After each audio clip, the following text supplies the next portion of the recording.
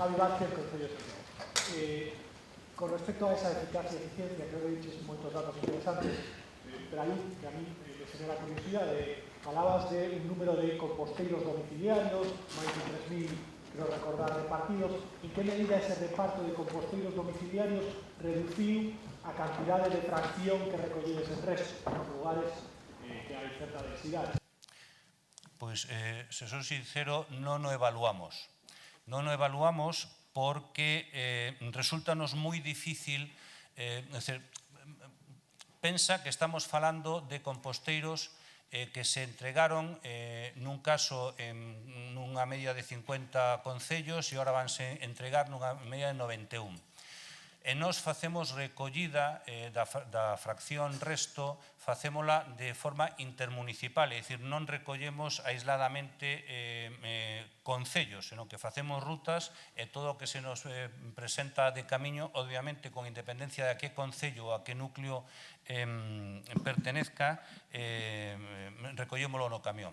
Por lo tanto, os datos que podemos ter sobre cuánto era a cantidade de fracción resto xenerada nun núcleo concreto ou nun barrio concreto non é fiable, non a temos. E como, ademais, estas campañas sempre foron voluntarias, é dicir, para quen voluntariamente, tras as campañas de sensibilización, decidira incorporarse á compostaxe, os composteiros están absolutamente atomizados. Claro, 3.500 composteiros nunha población de 100.000 habitantes, pois comprenderás que se encima non está concentrada nun núcleo, que este é o fracaso que falaba antes, que nunca fomos quen de conseguir que un núcleo ou unha parroquia enteira se dedicara a facer compostaxe, que entón sí que nos permitiría facer ese seguimento e ter valores reales.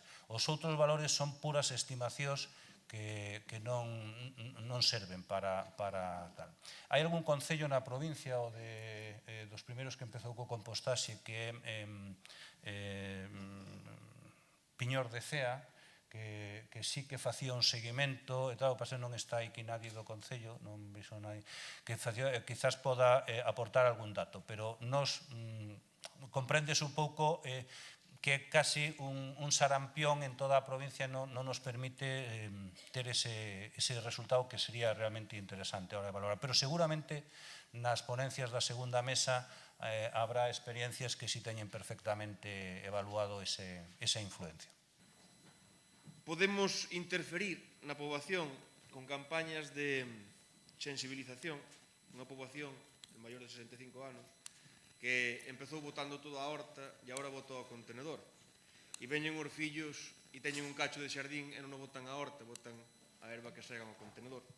En que medida podemos sensibilizar esa poboación, que xa é difícil de sensibilizar, porque as súas propias familias das novas generacións lle cambiaron os hábitos de vida, e non somos capaces de cambiar dende arriba os seus hábitos de consumo? E vouche por un exemplo. Eu acórdome cando viña e sigue vindo por os povos o que vendía a carne, cortaba, metíalla nunha bolsa, como moito, envolvía en un cacho de papel e levaba o veciño para casa. Hoxe trana envasada vacía, moitas veces cargosa. E iso por qué? Porque o fai o que ven vender a carne porque quere, non porque lle exixe. Porque senón non a podería vender. Moitos dos comerciantes que hoxe son autoproductores de carne e teñen as súas propias explotacións, para poder leválo teñen que facer un tipo de envasado concreto, aparte de ter o seu coche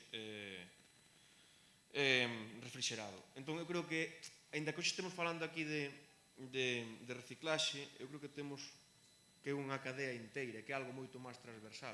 E por moito que intentemos ver gráficas e ver en que influye e que non influye, que moitas veces, decías antes, no rural, ter moitos contenedores, é absurdo porque moitos non se recollen nin tan sequera mediados, eso sabémoslo ben, pero tamén é verdade que para poder meter un quinto contenedor, como falamos, habría que pensar se o cuarto sobra.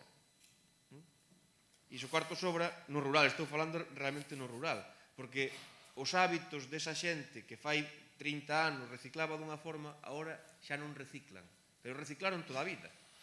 Reciclaron toda a vida. Por lo tanto, eu creo que a sensibilización está en tamén cambiar desde arriba o que influímos na xente e o que obligamos a facer. non é algo única exclusivamente, entendo eu, que eu deixo no aire, non é algo exclusivamente de reciclaxe ou de residuos sólidos urbanos, é algo moito máis transversal. E bueno, pois a pregunta é, realmente temos que facernos a pregunta de se sobran contenedores ou temos que facernos a pregunta se hai algo por arriba que se está facendo mal e temos que cambiar máis cousas? Non sei se...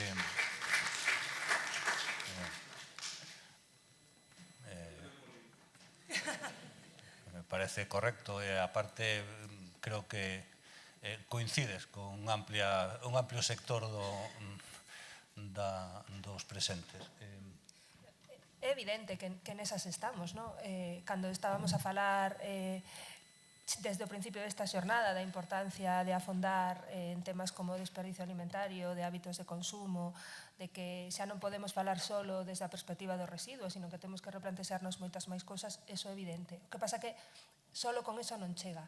É certo que topamos moitas veces en todo o que ten que ver coa xestión dos residuos, con temas de sanidade, que se os envases teñen que ser dunha forma, porque se non, pero que ao final está en nós. É dicir, en todos os que estamos aquí e na xente que está fora, non? E que facelo, achegarnos, é dicir, eses hábitos de consumo máis alá do que nos poidan obrigar as administracións públicas está danos a man adoptalos.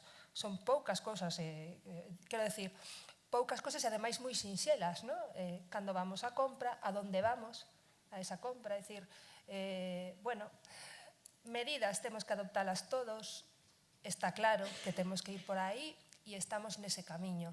O debate, a ver, eu comparto, é dicir, é necesaria análise para despois poder tomar decisións que redunden nunha mellora na xestión, non? Evidentemente. Pero tamén hai unha realidade, é dicir, temos que implantar a recollida separada de biorresiduos? Sí. Como facelo? Bueno, pois vamos a ver que nos contan nas seguintes xornadas, non? Eu son dos que me pregunto cando baixo andando polas escaleras para non utilizar o ascensor se estou gastando máis no consumo eléctrico e a veces subo a oscuras e lle dou sustos aos veciños, pero bueno, quero dicir que me parece moi interesante relacionar o consumo de CO2 coa recollida, pero realmente é un problema que se dá pola ordenación do territorio que temos, eso se dá co saneamento, co abastecemento de auga, co consumo eléctrico e procuramos ou intentamos levar todos hasta a porta da casa, por lo tanto é lícito que cada veciño dese setero contenedor o máis cerca posible, nunca ao lado, como sabedes, sempre queren ter o máis cerca posible, pero nunca ao lado. Por lo tanto, os alcaldes e alcaldesas atendemos a esos veciños e veciñas e non sempre lle decimos que sí. Eu acabo de mandar un escrito fai pouco dicindolle que non, vale? Somos capaces de decir que non. E utilizamos pois un criterio de racionalidade que eu creo que no que expoñías está moi ben e nos fai pensar e reflexionar, pero a veces é unha información un pouco sesgada. Poñer que o núcleo todo está sobredimensionado porque está a menos de 50 metros e que non llevas a alonxar, a afastar o contenedor artificialmente do núcleo para que este dentro desa ratio de 50-150, claro. Quero dicir, hai que... Unha cousa é o núcleo urbano e outra cousa é a zona rural e se intenta, porque a veces por máis contenedores, por exemplo, non tes por que facer máis kilómetros, porque se están dentro do mesmo circuito vas a facer os mesmos kilómetros. Eu fai anos asistir a unhas xornadas tamén que había un programa que calculaba as rutas máis eficientes, dixeno ben, non? Sí, tamén eficaces, e polo tanto é algo a estudiar, a ter en conta e a mellorar, pero bueno, eu aquí, claro, polemizaches e, bueno, eu rompo unha lanza a favor de alcaldes e alcaldesas que non somos, pois non sei, con tan pouca visión que aceptamos calquera demanda, senón que, bueno, pois o valoramos un pouco. No noso caso, pois, ca empresa que ten o contrato e intentamos que sexe eficaz, que sexe eficiente e que valorar moito a capacidade, o ritmo con que se enche o contenedor, para que non, porque iso tamén é un problema, non? Si non o vas a ir a vaciar cunha sola bolsa, se a bolsa está demasiado tempo, pois chega a putrefacción, o cheiro e as molestias. E, bueno, quería comentar un pouco, pero que conste que me parece moi boa reflexión para facernos pensar e intentar mellorar e facer máis eficiente o servicio. E isto é unha aportación que si queres, bueno, me contestas, pero tampouco é necesario, non sei. Pero eu a pregunta que sí quería dirixir ao director de Barbanza, que creo que xa lle preguntaría moitas veces, e creo que sei a resposta, pero me gustaría saber exactamente por qué se pode ampliar ou non se pode ampliar a Comunidade de Serra do Barbanza a outros concellos, porque de Barbanza a verdad que ten pouco, non? Porque nin Ribeira, nin Boiro, nin a Pobra estamos, nin Rianxo, cando curiosamente a Pobra foi un dos concellos promotores no seu día. Gracias. Bueno, en principio la respuesta no la tendríamos que dar nosotros, sino la Mancomunidad Serra do Barbanza, que es una administración en sí misma. Y en principio sí que se había hablado de ampliarla, de hecho incluso con el Concello de Santiago. Bueno, empezando por Puebla, efectivamente Puebla y Rianxo estaban originalmente en la mancomunidad. Antes de empezar con el proyecto, aunque después de adjudicar se quisieron marchar. Y hace poco Rianxo estuvo bastante interesado en entrar y bueno, desconozco los motivos por la mancomunidad no le permitió la entrada. A ver, actualmente sí que tendría capacidad la planta, sin modificarla, de recibir a Rianxo. Puebla de población y producción debe ser parecido, incluso un poco menos, con lo cual Puebla podría entrar sin modificarla. Otra cosa es que la mancomunidad, por temas legales que desconozco, permita o no, pero técnicamente sí podría entrar, por ejemplo, Puebla sin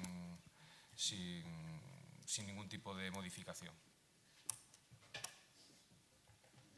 Alguna pregunta máis? Sí. Hola, bos días. Son Francisco Meis, técnico de Medio Ambiente do Concello do Grove. Aquí, Javier. Bueno, con referencia ao que falaba a súa directora xeral, desa pequena confusión que existe, non? De se os concellos queren ou non queren contenedores. Eu quixera comentar que o mellor o problema existe entre o que os técnicos falamos e o que os alcaldes queren. E dai o mellor ven a confusión.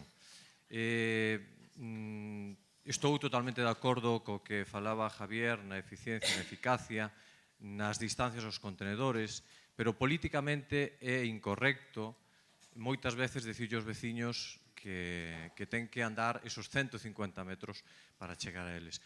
E eu estou totalmente de acordo, Javier, é dicir, e creo que a maioría dos técnicos que están aquí estarán na mesma liña. Pero o futuro pasa por tomar decisións arriesgadas. E cando digo arriesgadas é que a día de hoxe o tema da concienciación está ben, debemos facela, pero chega un momento en que ten que ser obrigatorio. O futuro da xestión de residuos na nosa comunidade e en toda España pasa precisamente porque se tomen decisións arriesgadas, digo, políticamente, pero totalmente correctas. E é para que sexa obrigatorio que se faga a reciclaxe de biorresiduos e se tomen esas decisións. A partir de aí empezaremos a ver un cambio, totalmente, non? Estamos no teito en moitos concellos no tema do reciclaxe, na separación, e o futuro está precisamente na orgánica. O vai expoñer María, nós estamos dentro do plan Revitaliza e creo que o modelo que está levando a Diputación de Pontevedra agora mesmo é un modelo a seguir por todos os concellos da nosa provincia e de toda Galicia. E quería, despois desta pequena reflexión, unha curiosidade. Cando falaba desde os 150 metros 200, me díxelo desde o punto de vista de eficacia e eficiencia. Hai algunha legislación que recordes, Javier, donde fale destas distancias? Algo?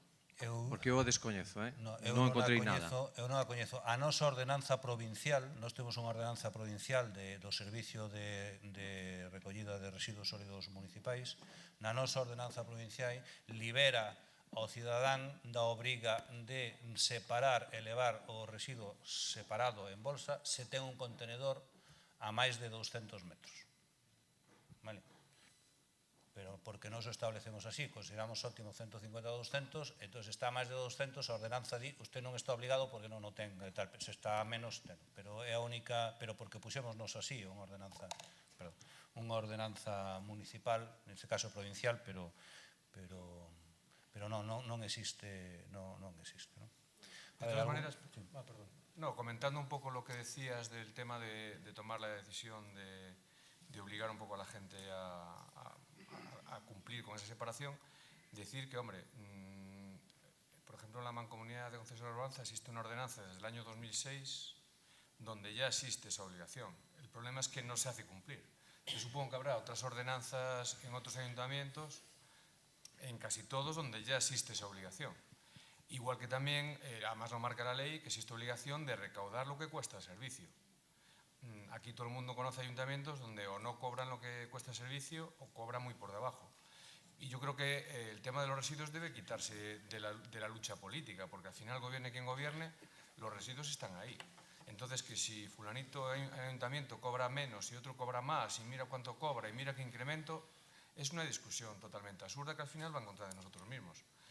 También es cierto que en muchos sitios o la ley obliga a recaudar lo que cuesta el servicio, pero después, como eso que se recauda no es finalista, también se utiliza para otras cosas. Debería ser finalista. Yo recaudo esto para el servicio y quiero que ese servicio esté bien. Lo que no tiene sentido es que los ciudadanos paguen por un servicio y después resulta que al final el dinero se desvía por otros lados o se complementa con otras partidas.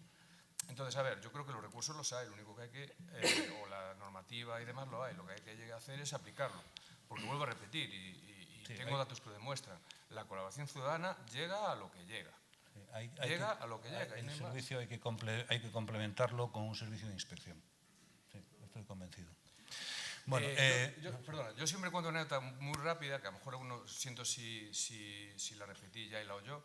Yo una vez hablando con una persona de un ayuntamiento de ahí, no voy a decir cuál, era la típica persona que venía de Suiza, de muchos años ahí trabajando y tal, y bueno, empezamos a hablar, no sé muy bien por qué, de si Suiza sigue mejor, tal, pero él venía a vivir aquí, vamos, de jubilado. Y mientras estaba hablando conmigo, cogió un paquete de tabaco y lo tiró al suelo, recién tal. Y él hablaba genial de Suiza, ¿eh? Y le digo yo, pero eso en Suiza no lo hacías. Y dice, no, porque allí multan.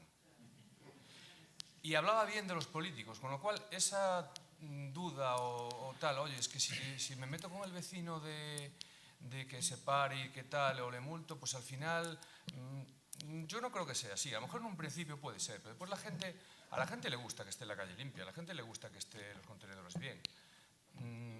No creo que eso a la larga, porque además ya pasó en otros países, debemos fijarnos con diferentes situaciones, pero debemos fijarnos en los países que llevan más tiempo, ¿no? Entonces, yo creo que es resoluble.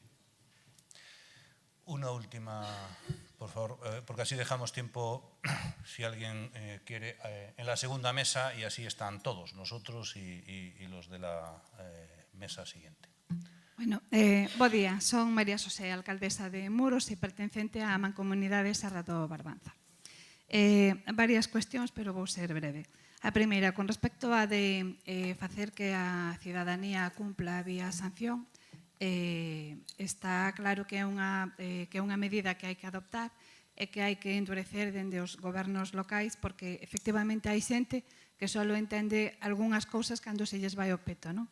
Pero se entendín ben, e a verdade que espero que non, se entendín ben, cando se falaba en un momento do triple etiquetado destas magdalenas que veñen en 3 bolsas e que para comer hai que sacar 3 envoltorios,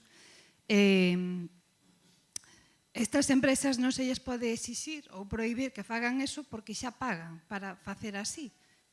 Eso foi o que eu entendín e espero que non sea así porque me parecería fatal que as empresas poidan, porque pagan, poñer no mercado cantidade de plásticos, por exemplo, en envases innecesarios e que non se lles poida prohibir ou sancionar ou intentar impedir de alguna maneira e que, en cambio, toda a actividade sancionadora teña que recaer en riba da xente que na súa casa consume, non? E insisto en que concordo en que efectivamente tamén hai que incidir nas sancións aos consumidores, ás persoas consumidoras. E, bueno, me gustaría que, se pode ser, que me explicaran isto porque me preocupou moito esta cuestión.